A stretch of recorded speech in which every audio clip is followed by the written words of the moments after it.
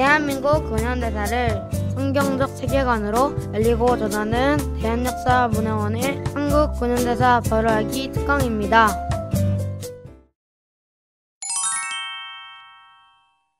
조선에 온 선교사 네 번째 이야기, 질병의 멍에를 끊어준 의료 선교사 이야기를 이어가 보겠습니다.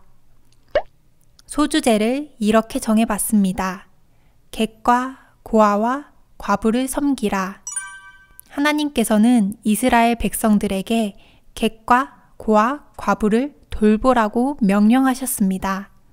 성경에서 말하는 객과 고아 그리고 과부는 소외되고 스스로 설 수 없어 도움이 필요한 모든 이들을 통틀어 이르는 말입니다. 그렇다면 조선의 객과 고아, 과부는 누구였을까요? 여인들, 천한 신분에 속한 이들, 병든 자, 그리고 장애인들, 이들이었을 것입니다.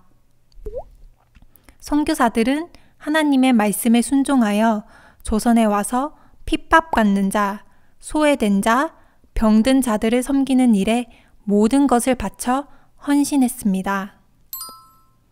조선은 가정을 보호하고 여성들을 보호한다는 명목 아래 여성들을 남의 눈에 띄지 않게 격리해야 한다는 괴상한 관습이 있었습니다.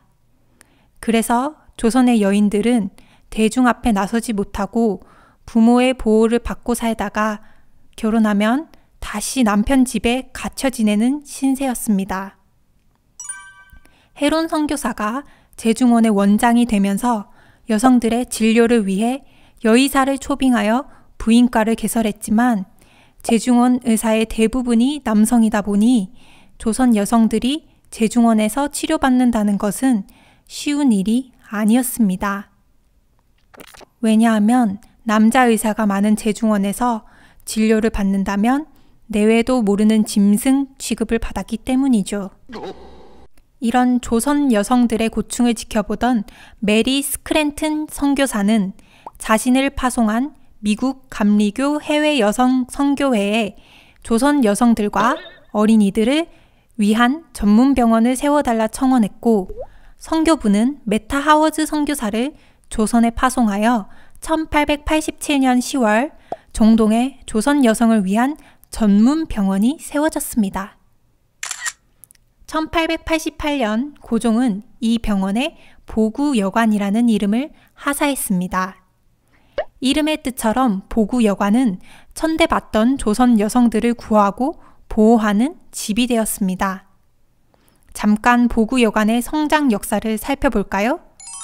1887년 10월 31일 메타 하워즈가 정동에서 처음 여성 환자 진료를 시작한 이래 로제타 셔우드 홀, 메리 커틀러, 릴리안 해리스, 엠마 언스버거, 바게스터, 아만다 힐만 등 많은 여성 의사들이 조선 여성과 어린이 진료에 힘쓰며 조선의 객과 고아, 과부된 이들에게 질병으로부터 자유를 선물했습니다. 보구여관은 환자 진료 외에 의료 선교와 의학 교육, 간호 교육에도 매진하여 미국에서 의학을 공부하고 의사가 된 우리나라 최초의 여성 의사 바게스터와 최초의 간호사 이그레이스, 김마르다를 배출하기도 했죠. 정동에서 시작된 보구여관은 1913년까지 진료실, 수술실, 약제실, 입원실을 갖추고 어엿한 병원의 기능을 수행하였습니다. 1892년 동대문에 보구여관의 분원인 볼드윈 진료소가 설립되었고 1912년 이 자리에 동대문 부인병원이라고 불리던 릴리안 해리스 기념병원을 신축하여 1913년에 보구여관과 완전히 통합하였습니다. 동대문 부인병원은 해방 이후 이화여자대학교 의과대학 부속 병원이 되었고 2008년 이대 목동병원과 통합되었습니다. 다시 보구여관의 시작으로 돌아가서 이야기를 해볼까요? 메타 하워즈 선교사는 보구여관에서 수많은 조선 여성과 어린이를 치료했습니다.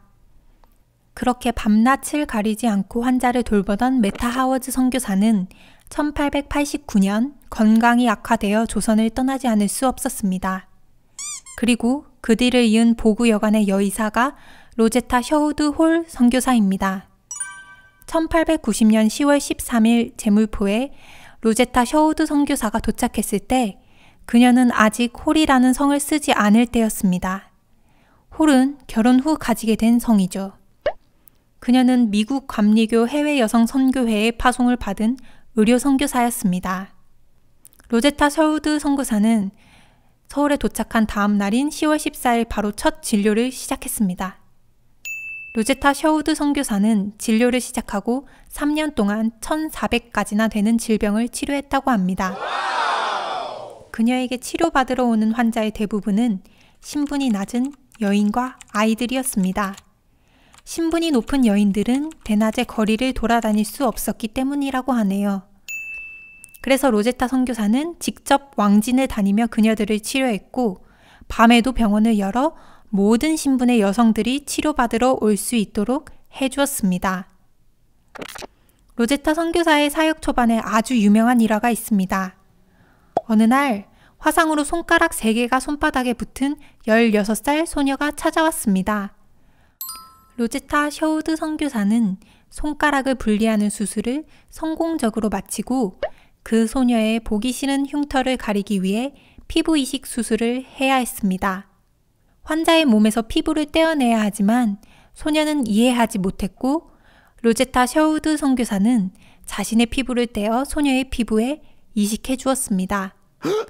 선교사의 그 놀라운 행동을 본 주변 사람들까지 기꺼이 자신의 피부를 내주어 이 소녀는 무사히 치료를 받았고 태어나게 되었지요.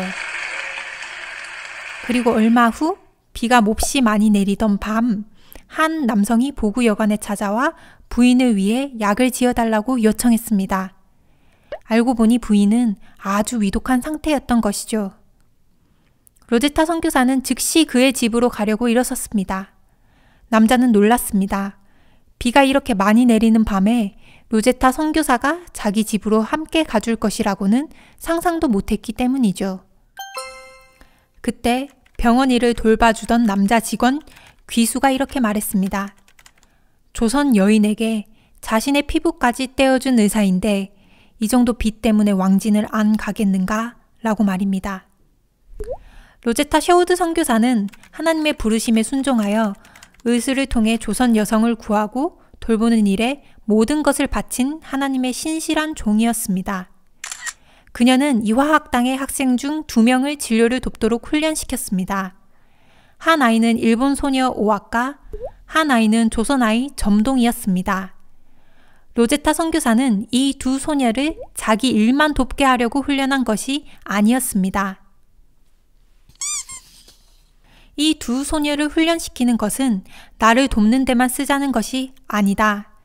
그들의 시야를 넓혀 장래에 쓸모 있는 사람이 될 수 있도록 하는 것이다. 정말 로제타 선교사의 바람대로 조선 아이 점동은 우리나라 최초의 여의사 박에스더가 되었습니다. 점동은 세례를 받고 에스더라는 이름을 받게 됩니다.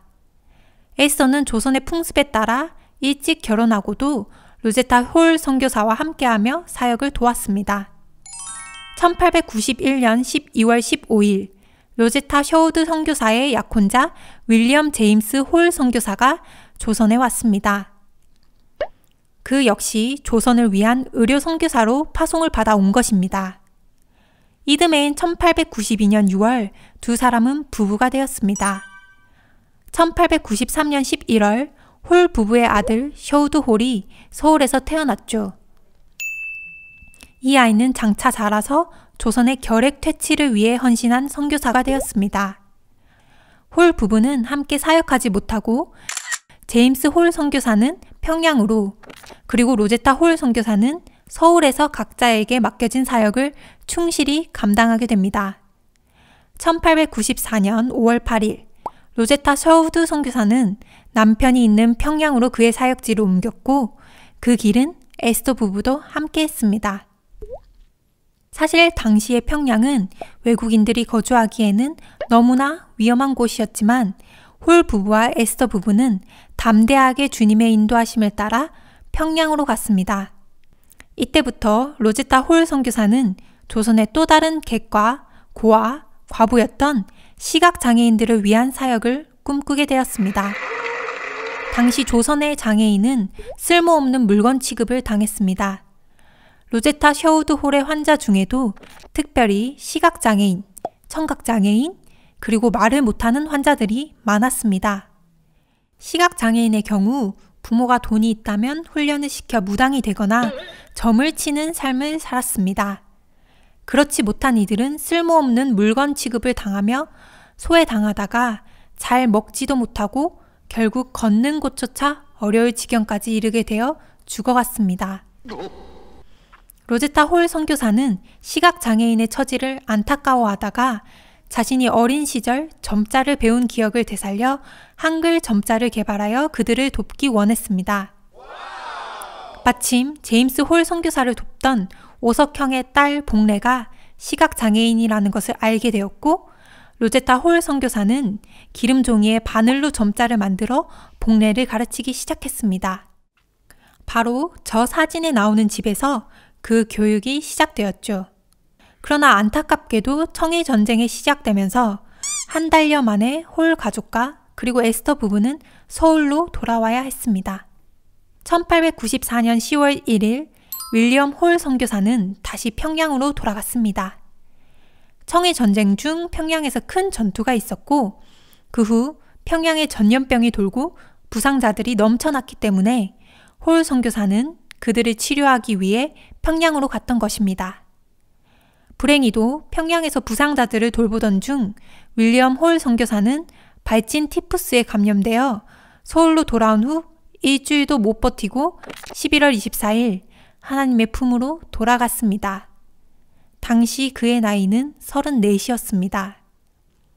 로제타 홀 선교사는 남편의 장례를 치른 후 돌이 갓 지난 아들 셔우드를 데리고 그녀의 몸속에 자라고 있는 둘째를 출산하기 위해 고향으로 돌아갔습니다. 그녀의 귀향길에는 에스터 부부가 동행했습니다. 로제타 홀 선교사는 1895년 1월 14일 고향집에 도착했고 나흘 후 딸 이디스를 낳았습니다. 그리고 로제타 홀 선교사는 두 아이를 데리고 평양으로 돌아올 준비를 했습니다. 로제타 홀 선교사는 평양으로 돌아올 준비를 하면서 두 가지를 마음에 품었습니다. 평양의 남편을 기념하는 기홀병원을 짓는 것과 한글 점자를 개발하는 것이었죠. 그래서 그녀는 한글 점자 개발을 위해 체계적인 공부를 했고 2년 뒤인 1897년 11월 두 아이와 함께 조선으로 돌아왔습니다. 그 무렵 바게스터는 미국 볼티모어 여자의과대학, 지금의 존스 홉킨스 의과대학에 입학해 의학을 공부하고 있었습니다. 그녀의 남편 박유사는 그녀의 뒷바라지를 했죠. 1898년 5월 1일 로제타 선교사는 다시 평양에 돌아왔습니다. 그런데 이 질로 딸 이디스를 잃게 되었습니다. 로제타 홀 선교사는 아픔을 잊기 위해 곧바로 진료소를 열었습니다. 개원 직전 평양 감사 부인을 치료해준 덕에 평양 감사는 그 병원에 광해여원이라는 이름을 지어주었고 후에 기홀병원과 광해여원이 통합돼 평양연합기독병원이 되었습니다. 로제타는 이 병원에 이디스를 기념하는 어린이 병동을 추가로 건립했고 이곳에서 시각장애인을 위한 교육도 시작했습니다. 겨울 동안 서울에 머물며 초급 한글 교리서 등을 점자 교재로 만들어 평양에 다시 돌아왔고 오지를 돌며 환자들을 돌봤습니다. 로제타 선교사는 복례를 다시 만나 그녀가 만든 교재로 점자 교육을 시작했고 점자로 성경을 읽게 된 복례는 성경에 자신과 같은 장애인들이 고침을 받는 이야기를 읽으며 감동을 받아 우리나라 최초의 특수 교육교사가 되었습니다. 로제타 선교사의 이 특수 교육은 곧 평양의 소문이 파다해졌고 맹인 소녀들이 몰려들었습니다. 로제타 선교사는 이디스 마가렛 병동에 특별 교실을 열어 이들을 가르쳤고 1903년 평양 여맹학교가 탄생하게 되었습니다. 그 후로 로제타 선교사는 시각장애인뿐만 아니라 말 못하는 이들과 청각장애인까지 받아들여 농아교육을 시작하고 학교 이름을 평양여맹학교에서 평양맹아학교로 바꾸고 장애인을 위한 교육을 발전시켜 조선의 객과 고아, 과부인 이들을 섬긴 특수교육의 어머니였습니다. 로제타 선교사는 여의사를 양성하기 위해 1912년 광해여원 안에 실습을 병행하며 의학 강습반을 열었습니다. 그리고 이들을 의전에 입학시키려 애를 썼으나 세브란스 의전에서조차 여학생 입학을 거부했다고 합니다. 로제타 선교사는 여자의학 전문학교를 만들기로 하고 한국인 의사들을 설득했습니다. 그리하여 1928년 조선 여자의학 전문학교 창립을 발기한 것입니다. 이 학교가 발전을 거듭하여 현재 고려대학교 의과대학이 되었죠. 잠시 로제타 선교사의 제자이자 자매로서 함께 사역한 박에스더 이야기를 해볼까요? 박에스더는 의학 공부가 끝나갈 무렵인 1900년 폐결핵으로 남편을 잃었습니다. 그리고 몇 주 후 의과대학을 졸업해 한국 최초의 여의사가 되었죠. 엄밀히 말해 남녀를 통틀어 우리나라의 최초 의사가 된 것입니다. 박에스더는 그해 5월 미 감리교 해외 여성 선교회에 의료 선교사로 파송을 받아 고국 조선으로 돌아왔습니다. 그리고 보구 여관에서 평양에서 자신이 누린 자유를 조선 여인들에게 헌신적으로 나눔을 봉사하다가 1910년 4월 폐결핵으로 세상을 떠났습니다. 이 일은 홀 선교사의 가족에게 너무나 큰 충격이었고 슬픔이었습니다. 구한말 조선의 또 한 부류의 객과 고아, 과부는 바로 결핵 환자였습니다. 구한말 당시 5명 중 1명이 결핵에 걸렸다고 합니다.